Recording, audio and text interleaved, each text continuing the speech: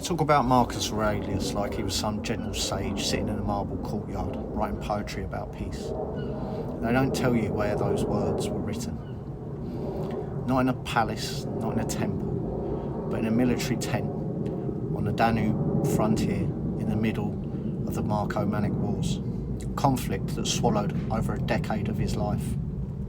He wrote meditations while the air outside stank of iron and fire, while Roman soldiers froze to death in the forests of Germania, while tribes pushed against the borders and the empire trembled. You want facts? Here are your facts. Marcus Aurelius fought more years of war than Alexander the Great spent ruling.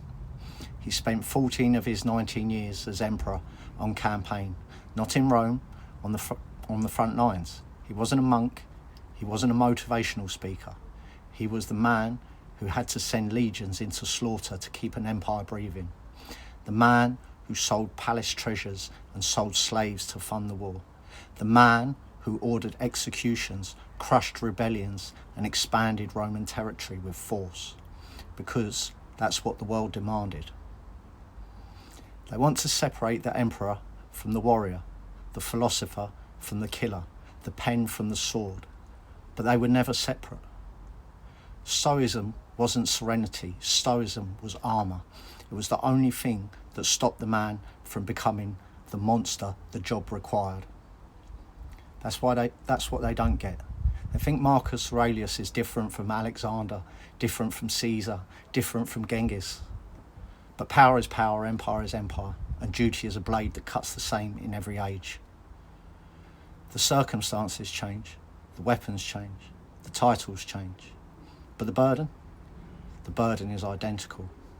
Do the hard thing, carry the weight, choose the necessary over the clean. Marcus wasn't the exception, he was the rule. A man standing at the hinge of history, trying to hold back the night with both a sword and a prayer. And here's the truth that ends every soft argument dead. If you admire Marcus Aurelius for his philosophy, you must admire the brutality he lived through that forged it. You cannot keep the wisdom and pretend the war never happened. The emperor and the soldier were the same man. The sage and the killer shared the same hands.